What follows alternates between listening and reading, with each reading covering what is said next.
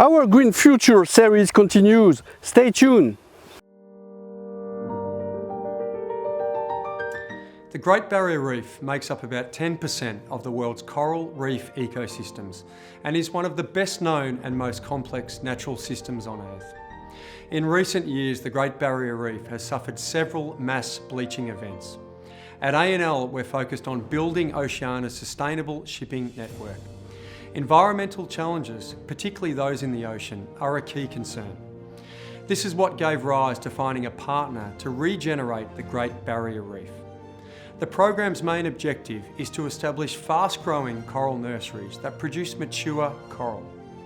The Reef Recovery Program delivers in two ways, either outplanting coral back onto degraded areas or keeping them as protected spawning stock. ANL, as part of the CMA CGM group, has supported a nursery at Fitzroy Island since December 2020.